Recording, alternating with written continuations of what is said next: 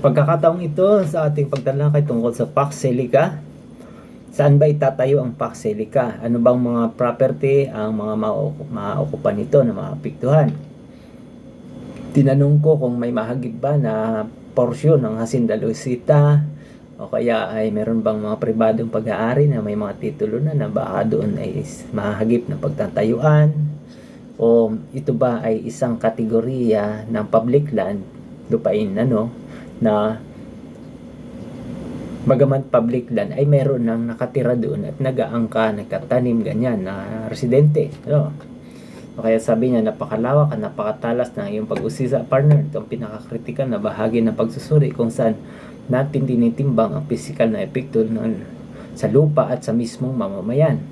Upang maging tiyak at tumpak, ito ang detalyadong pagsusuri sa katayuan ng lupaing sasakupin ng Pax Selica sa Kapas Tarlac at ang totoong sitwasyon ng mga mamamayang maaring maapektuhan. Aling property daw masasakop? Upang masagot ang iyong tanong kung alin sa mga tatlong kategorya ang masasakop ng 1,619 hectares or 4,000 acres na Pax Selica EI Hub, ang Hacienda Luisita ba? Hindi. Ang Hacienda Luisita ay matatagpuan sa lungsod ng Tarlac, sa mga bayan ng La Paz, Concepcion at San Miguel. Ang New Clark City at ang site ng Pax Selica ay nasa kanlurang bahagi sa bayan ng Kapas at Bamban, Tarlac. Sa makatuwid, ligtas at hindi madadaanan o masasakop ang lupain ng Hacienda Luisita sa proyektong ito. So, lupang may titulo ba sa iba't ibang may-ari? Hindi direkta. Ang lupain kung saan itatayo ang Pax Selica hindi sa mga pribadong subdivision o restradong residential lot na pag-aari ng mamamayan o ordinaryong may titulo sa ilalim ng torrent system. So sa malawak ba na lupain na kategorya ng public land? Oo, doon nga. Ito ang eksaktong katayuan yan. Ang kabuuan ng 1,450 hectares ng New Clark City, kung saan kukunin ang 1,619 hectares para sa Pax Selica ay original na bahagi ng Camp O'Donnell, isang dating military reservation area ng US at Pilipinas. Ito ay dineklara ng government na public land sa ilalim ng pamamahala ng Basis Conversion Development Authority o BCDA sa pamamagitan ng batas na Republic Act 7227. So, ang sitwasyon sa mga ordinaryong mamamayan na nakatira rito, dahil ito ay malawak na public land na naging military reservation noong araw, naging tahanan at sakahan ito ng mga ordinaryong mamamayan sa loob ng maraming dekada. May mga katutubong ancestral domain claimant, bagamat walang rehistradong certificate of ancestral domain title, yung CADT, ang ilang bahagi. Ito ay kinikilalang ancestral domain ng mga katutubong tulad ng mga tribo sa barangay Arangorin, barangay Santa Juliana at O'Donnell. Ang kanilang pamumuhay at kultura ay nakakabit sa mga bundok at kapatagang ito. Ang mga lokal na magsasaka, peasant farmers, maraming pamilya ang mga magsasaka ang nagtayo ng kanilang mga kabuhayan. Palayan, sagingan at taniman ng kamuti sa loob ng reservation area na ito nang walang formal na titulo, ngunit may hawak na karapatan o claim sa lupa. So ang ilang pamilya ba ang madi-displace? Sa kasalukuyang yugto ng pagmamadali ng pamahalaan na buksan ang 1,600 hektarya para sa Pax Selica Economic Zone Security Zone, narito ang mga tala ng posibleng epekto sa komunidad. Ang tansyang bilang na maapektuhan sa kabuuan ng master plan sa New Clark City ay tinatayang aabot sa daang pamilya. Tinatansyang 150 hanggang 500 na pamilya, kabilang ng mga komunidad ng at mga lokal na magsasaka ang direktang nakatira o nagsasaka sa partikular na bahagi ng lupain inilaan sa industrial na zona. Ano ang kasalukuyang isyu kamakailan? Ano bang nangyayari ngayon doon? Itong mga nakaraang buwan ay may mga ulat na mga tensyon na ilang barangay sa Kapas gaya ng Santa Lucia o Barangay O'Donnell nirereklamo ang ilang mga progresibong grupo, nirereklamo ng mga ilang progresibong grupo at mga apektadong residente ang BCDA. Nirereklamo ang BCDA dahil sa mga fencing at clearing operations para sa access road ng Pacsilica. May mga reklamo rin ukol sa limitadong tulong o hindi sapat na relokasyon para sa mga magsasakang nawawalan ng taniman. Ang pamaraan naman ng BCDA sa paglipat ng mga residente, gaya ng iyang sinabi, partner, sabi ni EI, ang mga hamong ito ay may solusyon kung gagawin lamang ng tama. Panig ng BCDA, ito ang kanilang inaalok na solusyon. Ito ang alok ng solusyon ng BCDA.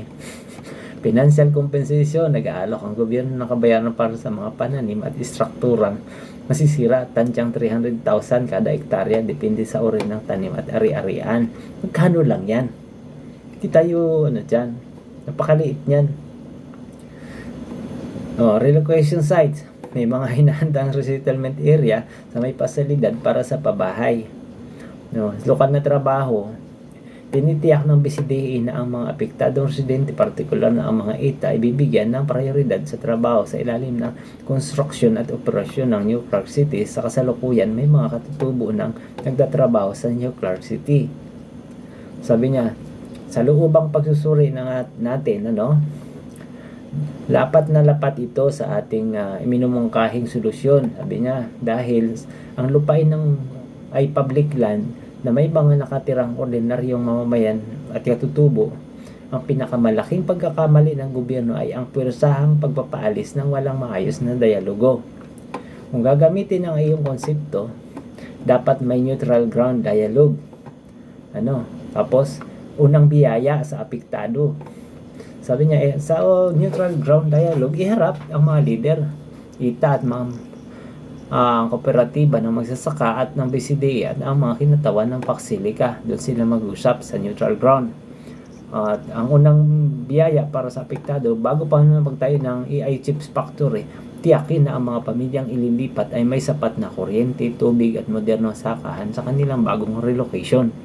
Sila ang dapat unang makaranas ng modernisasyon bago ang mga dayuhan.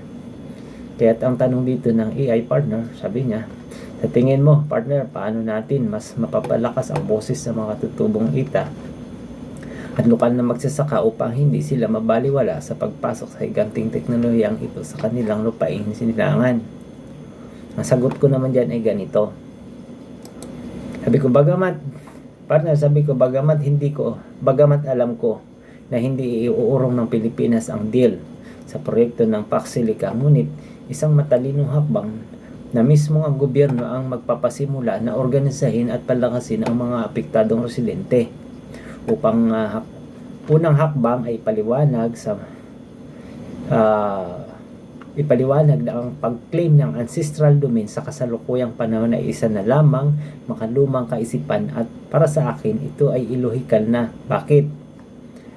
Kung talagang ididiin na natin na ang usapin ng ancestral domain ay walang matitirang kahit isang bahagi ng lupa ng Pilipinas na hindi sakop ng ancestral domain, at ang buong lahing Pilipino ay ang mga claimant para sa lupain na pamana ng ating mga ninuno, hindi lang ang ETA ang entitled na sa claim na ito, kung ang realidad at hindi ang ethnical na emosyon ang pagbabatayan.